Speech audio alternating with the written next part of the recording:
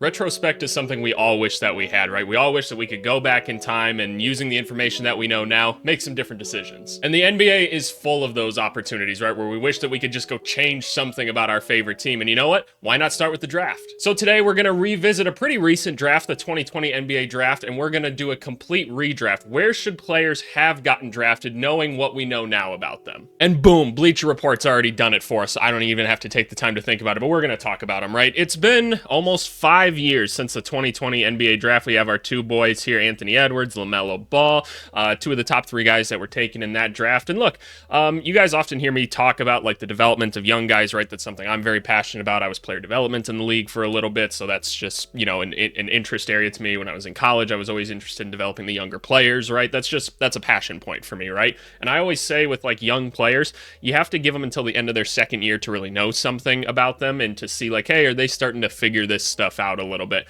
Well, now 2020, we're into almost the end of 2024, 2025. Like, we've got a pretty good idea as to what these players are. Now, if some of these guys have only been on a team, like one team, one situation, you know, you can always talk me into like something else could be different with them, right? Maybe they're just a product of their situation. That could be good or bad, but I think we've got a pretty good idea as to what these NBA players are at this point 4 or 5 years later, so let's start talking about him. I'm gonna guess that the first overall pick is gonna still be Anthony Edwards. Yeah, no, it's no surprise. Anthony Edwards has become one of the best players in the NBA. Obviously, almost a finals run this last season. Took a very, I'll say, confusing team to the conference finals, right? It wasn't a perfect fit. It wasn't a perfect build. You have an offensive system that's non-existent, but a really strong effort team that's really gritty, and you were able to take them there, right? And Anthony Edwards was the leader behind it, right? Best player on the team. We've seen him be great in the Olympics so far already. It's awesome. He's going to be one of the faces of the NBA for a while. Super fun player just to watch in general. Bit of a struggle this season, not for him, but for the team, just because it's a really weird team. They got rid of Cat, which we all know the business side of it, right? But that was, you guys heard me say it the night that the trade happened. I was at a wedding and I came home and recorded something really quick. I was like, I just don't agree with this. Like, I don't think it makes sense to let Anthony Edwards go through what he has to go through this year in order to try to find success. But Anthony Edwards, all these years later, was worth the number one pick. There was no question about it whatsoever. Now, this is where the interesting stuff starts to happen, right? This is where it starts to happen. Tyrese Halliburton coming in at number 2 to the Warriors. Okay. This actually might be a surprise to some of you. The original pick, for those of you that were curious, was James Wiseman. Obviously, he got hurt this season. I was really looking forward to watching James Wiseman play this year with the Pacers. I think he would have been a difference maker for them, but he got hurt really early on in that non-contact injury. Super unfortunate, right? Tyrese Halliburton, all-star type player already, one of the better point guards we have in the NBA, right? Obviously, kind of having an up and down season, mostly down in terms of like efficiency and everything. We think he might be hurt, so it's kind of hard to judge too much, but the Pacers are struggling to say the least this season. It's an odd team, but they haven't quite captured that offensive firepower that they had last season that was mostly led by Tyrese Halliburton. Tyrese Halliburton was taken a lot further down in the draft, right? Just because like people didn't think the shooting would necessarily translate, which I know I had skepticism of. I was like, I don't know how you get this jump shot off and everything, but hey, he's making it work still to this day, and that's why we always have to like, I don't know, have an open mind with things at the very least. But I'm sure some people are going to be surprised that LaMelo Ball isn't here, right? And we have to remember like where these guys would have been drafted, into what situation, right? The Warriors needed a center. It was clear that they needed a center at that time. It was right after everybody got hurt and the team was kind of blowing up a little bit. And obviously they did their soft reset and still won a championship afterwards, but that was in spite of kind of messing up this draft pick. So would Tyrese Halliburton have been better than LaMelo Ball? What we know about LaMelo Ball is he gets hurt a lot, right? Tyrese Halliburton, while maybe hurt right now, is still playing basketball, and LaMelo Ball's hurt again. So I'm guessing that's kind of why they gave him the edge there. But Halliburton's an awesome player. Anybody that says otherwise, you're just not that smart. Charlotte Hornets, again, get LaMelo Ball, right? That's where he was taken before. Would I say that, like, if both healthy, I'm sure people want me to say this, otherwise they're going to leave a comment about it. Do you guys want to hear me say that LaMelo Ball was better than Tyrese Halliburton? Like, if both healthy, then yeah, no, I don't disagree with that necessarily. LaMelo Ball is one of the smartest players we have in the NBA, one of the most talented, like sees the floor extremely well, has really good defensive instincts, can score just about whenever he wants. We've seen that this year. The creativity and the street ball style translates to the NBA when you're as good as he is. So It's awesome, right? He's an awesome basketball player. Now, the availability matters, right? And so that's where maybe some people give Halliburton an edge. And I'm not saying I'll pick one over the other. I think both are really, really good. And if you ask me who I want to start a franchise with, I'd probably side more so here just because I kind of question LaMelo Ball's maturity at times. I don't have great connections to the Charlotte Hornets anymore. I did at one point, and people had questions about it, but who knows how things have changed over the past couple of years. So we give him the benefit of doubt with that one. So yeah, no, LaMelo Ball, awesome, awesome player. This is where I'll be curious where things go. The Chicago Bulls. Yeah, no, that one didn't work for us. We took Patrick Williams with this one, which was a surprise. Bulls fans knew that draft pick was going to come weeks before because all the rumors were saying that they had promised him the spot. Patrick Williams didn't even start in college, and that was kind of a question. I will say, though, one of my business partners that I run my business with was a coach for the Bulls at the time of Patrick Williams coming in and the first couple years of his development. He's now elsewhere with a different team. But he would always say, like, Patrick Williams is so talented. He's like, this guy can just go up and down the floor in practice. Like, nobody can stop him. He's big, strong, he's smart. He can take it from anywhere. He can handle. He's good defensively. Like, this guy's a stud. He just doesn't necessarily seem to have the motor to want to be great. It's not even that, like, it's an effort thing. He just doesn't, like, have a dog in him kind of thing. That seems like a dumb answer, but, like, that mentality does kind of matter at the end of the day. So, and I think you guys understand that, but Tyrese Maxey going here makes all the sense in the world. I know Tyrese Maxey's been a little bit up and down at points this season. He was really hot to start the season. It's been a little bit shaky since coming back from injury, which we expect, right? That's just a reasonable thing to expect of an athlete, right? But Tyrese Maxey has proven that he can be a stud point guard, can score, play defense, do just about everything. Really, really good player. He's also extremely adaptable, which I think is so cool, is he can play with the ball, without the basketball, in different roles depending on who he's playing with. I mean, he's played without James Harden, with James Harden, with Ben Simmons, without Ben Simmons, right? Now playing with Paul George, with Joel Embiid, without Joel Embiid, sharing the backcourt with Jared McCain. Like, he just kind of makes it work no matter what, and I think that that's a real testament to a player a lot of the time. So Tyrese Maxey, awesome player, awesome player. Cleveland Cavaliers, Desmond Bane. Yeah, there we go. Isaac Okoro was the original pick, and Isaac Okoro is still on the Cavs, and he's a solid player for them, so, like, you know, can't complain about that draft pick whatsoever. Desmond Bane was originally the 30th pick. I knew Desmond Bane was going to be a nice player just because I saw him in college face-to-face, and I was like, oh, man, yeah, this dude's tough as hell.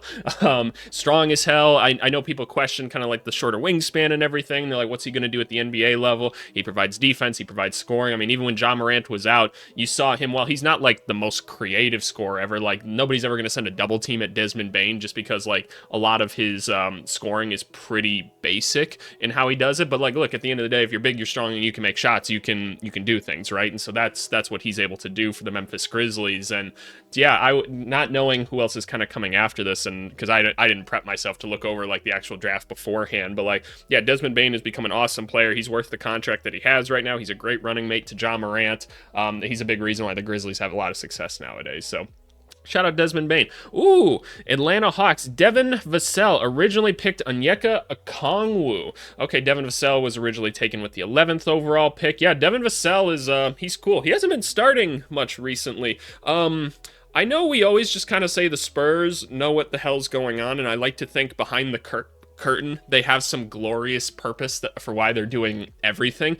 But the past 2 seasons, they've made a lot of real questionable, like, on-court basketball decisions with things. And I'm not saying there's, like, necessarily many active ones going on. Like, the Sohan point guard experiment kind of came out of nowhere last year. That was really weird. Trying to play Wemby at the 4 was, like, really, really weird. They were like, oh, we'll play him next to Zach Collins. I didn't quite understand what the point of that is. Look, I'm cool. I'm down to try things always, right? I mean, how are you going to know unless you try? But just didn't make a ton of sense to me.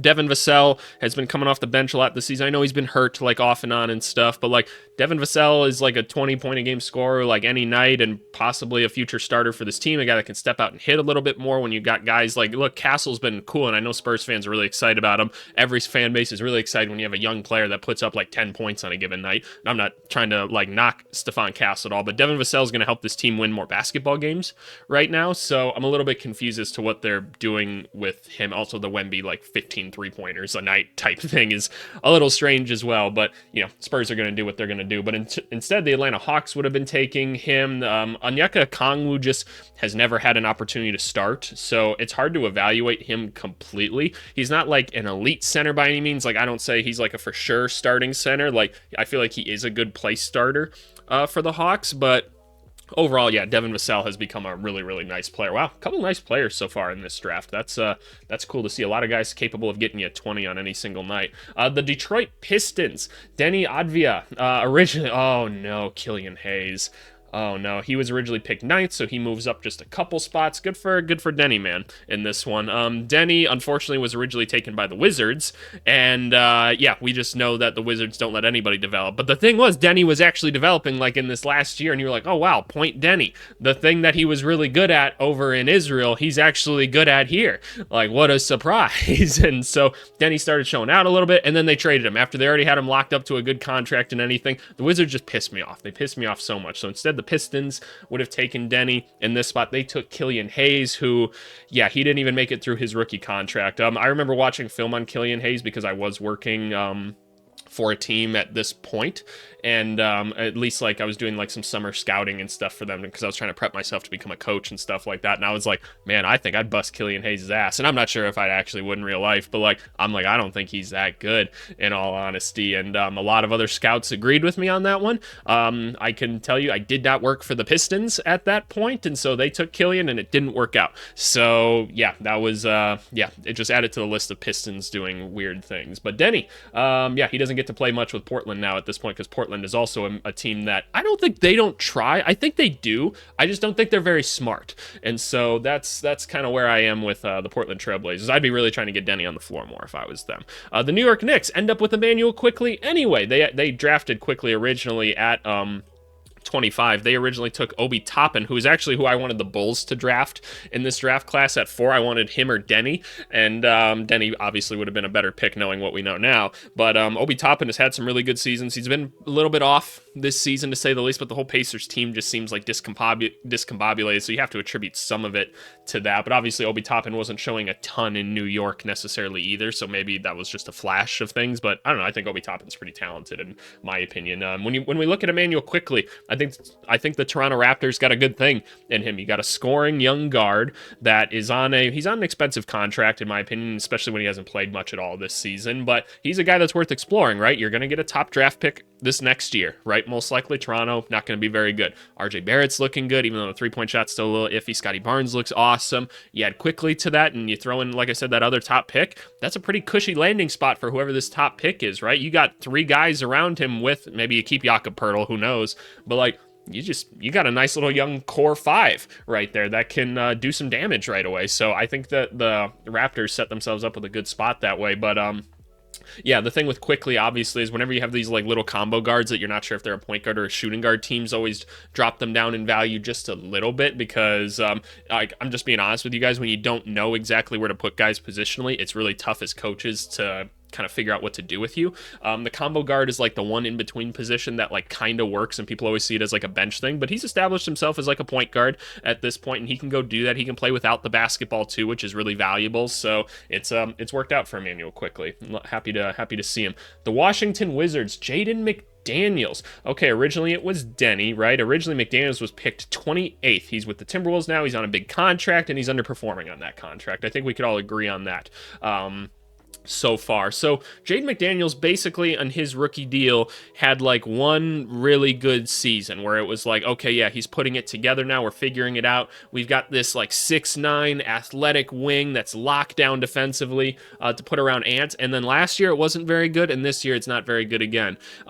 From everything that I've heard, and I've got a lot of connections to the Timberwolves, McDaniels maybe isn't like the brightest individual off the court, so sometimes that hurts him on the court a little bit. And I'm not trying to like throw any shade, I'm just trying to like put explanation actually behind things. Like, I don't know, like you can maybe tell some of that just by some of the ways he's reacted to things in the past that's like gotten himself in some trouble. But nonetheless, like Jaden McDaniels is a really, really good basketball player, we think, but right now he's kind of just showing it on one side of the court. Right now the spacing's really hurting, like he still can't figure out the jumper or anything like that. And look, it's going to be even harder for him with guys like Julius Randle and Gobert on the team, right? But it wasn't working with Cat either last season, so I don't know. I'm a little bit surprised to see McDaniels this high on the list. So I don't know. The Wizards definitely would have ruined this guy. So sorry. Phoenix Suns, Onyeka Okongwu originally picked Jalen Smith. So that was an interesting one because they got rid of Jalen Smith like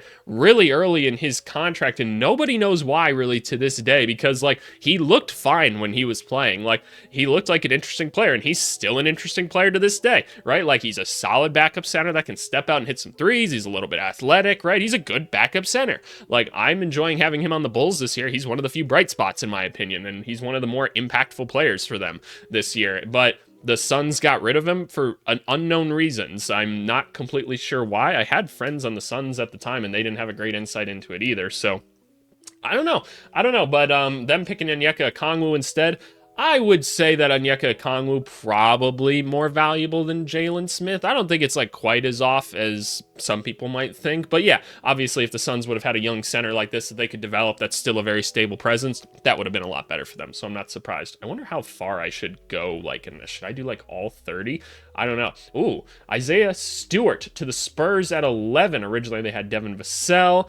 Okay, so Isaiah Stewart was originally picked 16th, and he also was a victim of the Pistons just being kind of dumb for a little bit, being like, yeah, this big beefy dude here that's really good at like battling people, playing defense and stuff like that. They're like, yeah, let's put him at the wing. Let's do that. And it's like, no, don't do that. Please don't do that. And they tried it out, and he was actually hitting threes and stuff, but it still was not an effective strategy for Isaiah Stewart at all. I think if you were to ask Pistons fans right now, like, hey, how do you feel about Isaiah Stewart just being your backup center? They'd go, yeah, no, we like beef stew. We're happy with him right now. He doesn't take threes anymore, but you know what? He's a very capable backup center. He's a nice bruiser to have. He just seems to be a Detroit Piston. Like, if you think of like the bad boys and stuff, that's who he is, and that's where he belongs. So he's definitely established himself as a nice NBA player up to this point. Wow, a lot of solid players in this draft so far, which is good. I mean, when we did that study a couple weeks ago, we saw that only like, what was it? It was like 20 or 30% of people even like really stick around on a team through their second deal or whatever, and a lot of these guys have. So 2020 draft class, pretty solid so far. But yeah, beef stew. Moving up the draft, Sacramento Kings Isaiah Joe. This is our first second round pick, right? Yeah, 49. Originally, this was Tyrese Halliburton, who they then traded for Sabonis, which looked like one of the worst trades in my opinion in a while, but it ended up working out for both teams. Kings fans might not feel great about it right now, but at the end of the day, it was probably for the best. Isaiah Joe, was he taken by the Sixers? I believe. I think he was. It doesn't say. And then the Sixers didn't believe in him, and yeah, he went to OKC, and it's all over now. And he's really nice for OKC. So good for Isaiah Joe for finding a place that actually knew how to develop talent and going there. Isaiah Joe, one of the best shooters we have in the NBA. Sneaky good defender, sneaky athlete too. He's actually got a couple like pretty awesome posters to put on his highlight reel. I am on team Isaiah Joe needs to start on the Thunder. All the lineup numbers tell me that Isaiah Joe needs to start. It just makes sense to have a shooter around all the other guys on there, but they don't seem to start him for whatever reason. I'm not going to question the Thunder because they keep winning games, but I am going to question the Thunder because it makes so much sense to me. But I don't know. I know they like to have their ball handlers out there and everything, so it is what it is. But Isaiah Joe, one of my more favorite players, is on a great contract nowadays. Peyton Pritchard. That's right. He was in this draft class. So where was his original draft position? Is this where he got drafted? Is it? It doesn't really say. Is this what they said for like LaMelo Ball or whatever when he got picked? I'm a little bit confused. Or did they just not finish writing the article? Yep, nope, they just didn't finish writing the article.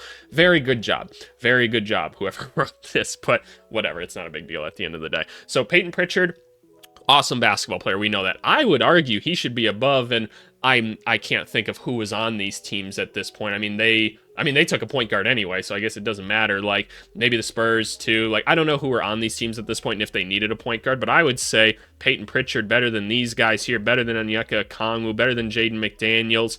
I'll give quickly the benefit of the doubt there, but Peyton Pritchard is awesome, man. Like, the feistiness that he plays with, he's one of those guys that they've literally talked about. They're like, yeah, we do drills where it's like, stop Peyton Pritchard from scoring during practice. I had guys like that on my college team that they didn't get minutes, but yet that we couldn't stop them from scoring. We had to have whole drills, and to which I will always say to this day, I was like, hey, coach, could we make them do the please stop X player drill like the opponent? Because I think that would be fun. I'd sure like to play with them on the court because I can't stop them from scoring. But coaches have their reasons for things. But no, Peyton Pritchard's an awesome basketball player. I know how valuable he is there. Obviously, he got his big extension. big extension, quote unquote. But Peyton Pritchard's been awesome for them off the bench. If you need a half court shot, you give it to Peyton Pritchard. So shout out to him, man. Shout out to him. Ooh, Najee Marshall. I appreciate this one. Originally, Aaron Nesmith. This was where Peyton Pritchard got picked, because that's where the Celtics were.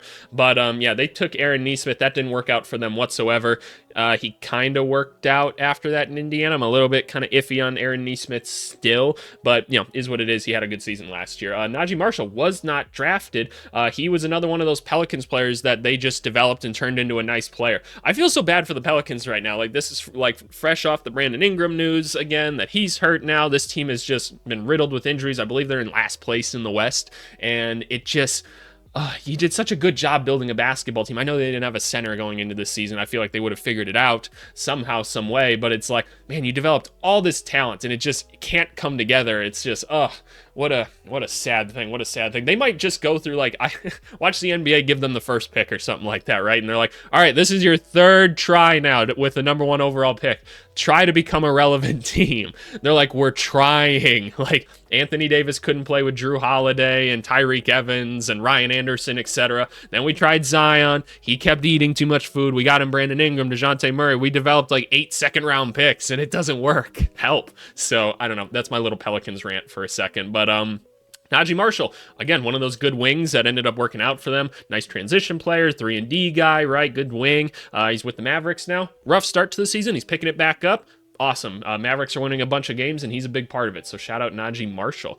15 through 20. Okay, we'll maybe speed through these a little bit more. Isaac Okoro. So this is where he gets picked now instead of Cole Anthony. Yeah, I'd say that's probably appropriate. Isaac Okoro and his defense are obviously elite qualities. Aaron Nesmith ends up going here. So these are the guys that have ended up dropping to some extent since the draft. So Aaron Nesmith goes. Obviously, like I said, I'm a little bit skeptical of him at times. I don't always like these like undersized wings type thing. I'm just not a big fan.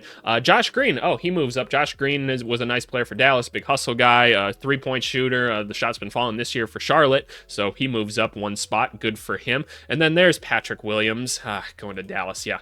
Is that the biggest drop from 4 to 18? It must be, right? Okoro went from 5 to 15. So that's 10 spots. Yeah. No, he fell 14 spots. So yeah, Patrick. Yeah. Oh, no, James Wiseman will be much more, though, actually, won't he? So, yeah, that one will be the most. So Trey Jones moves up. That's not a surprise. Yeah, he was a 2nd-round pick. He's ended up becoming a nice, like, 3 and, like, distributor point guard for the Spurs. So good for him. Sadiq Bey falls a little bit. Here's Jalen Smith. He comes in above Precious Achiuwa, which is cool. Jalen Smith isn't the sweetest shooting big man, but spaces the floor just enough to operate at the 4 or 5. Yeah, like, that's what I say, right? Like, it's good enough. Like, I'm more than happy with it. And in any given name, he'll provide the necessary rebounding interior presence to unlock 5-out counters. Yeah, that's my thing, right? Like, you can plug him in on any team and things will probably work. And then Precious Achiuwa has had solid moments. Like, he looked solid when he was starting off with the Heat or whatever, and it was kind of like, like, okay, maybe become something. They traded him pretty quickly, which means they probably didn't believe in him that much, sending him over to Toronto.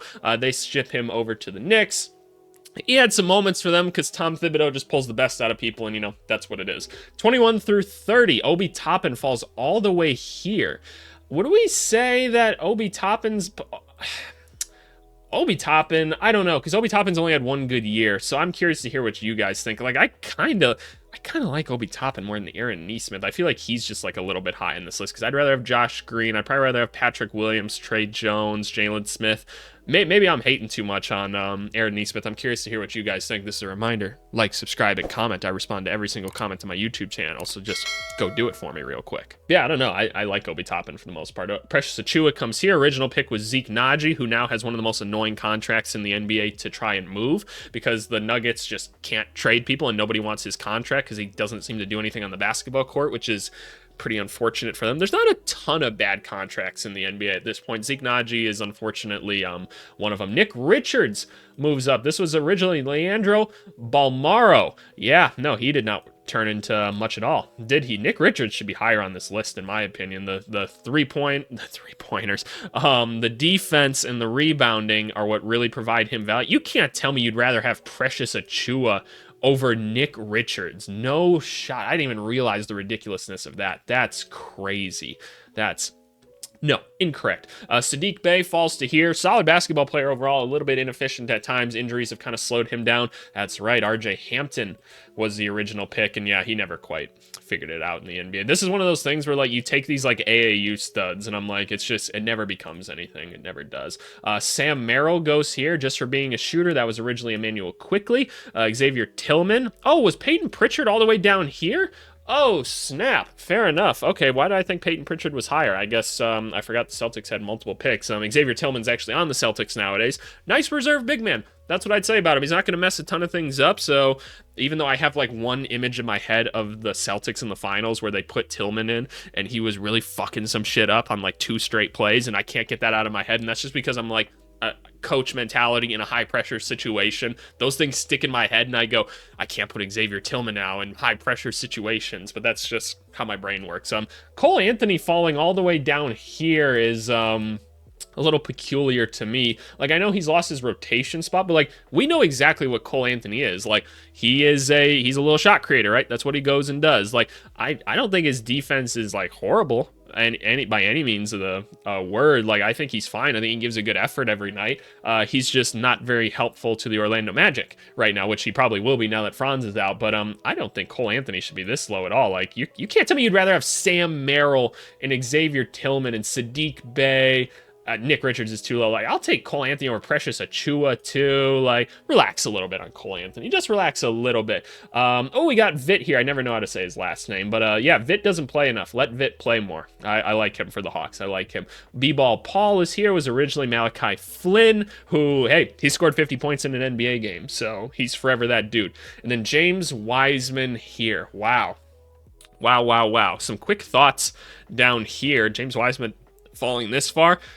Probably appropriate. He has all the talent in the world, man. He's just so goofy. Again, AAU player that's just like doesn't know how to play basketball, unfortunately. It just is what it is. James Wiseman is still worth a flyer. He can't lean too far into the look at the physical tools. Yeah, you're so right about that. Yeah, the injury, Sadiq Bey's injury. Yep, we don't know. Sam Merrill gets a huge boost from going with the final pick in real life. Yeah, no, yep, that's fair. Cole Anthony may be lucky to crack the top 30 right now. His offense has fallen off the face of the earth.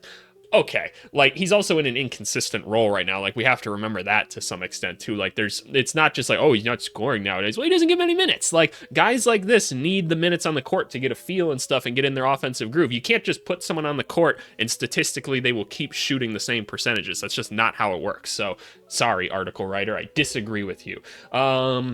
Please give the 6'8" moonlights in all things Vit a bigger role. Please, Atlanta Hawks, please play this guy more. He's super talented. Precious Achua, Fields Nines, blah, blah, blah, blah, blah, blah. Honorable mentions, Alexei Pokashevsky. No, he just was not very good in the NBA. KJ Martin, Jordan Nwora, Malachi Flynn probably, and if anything. KJ Martin's like still playing. He gets moved around quite a bit, but he has a role. Play, run, and transition. Block some shots. That's what KJ Martin does. So yeah, overall though, pretty solid draft class. A lot of these guys still around and still playing minutes. So 2020 draft class, that's a good one. I'm curious to hear where you guys think certain people should have gone. Like, I maybe think Isaiah Joe should have been a little bit higher. I think Peyton Pritchard should have been quite a bit higher on this list. But I'm curious to hear what you guys think at the end of the day. But hey, appreciate you guys. As always, I got a busy week this week, so I'm trying to get some stuff done early for you. But anyway, I'll talk to you guys later. Thanks so much. Bye.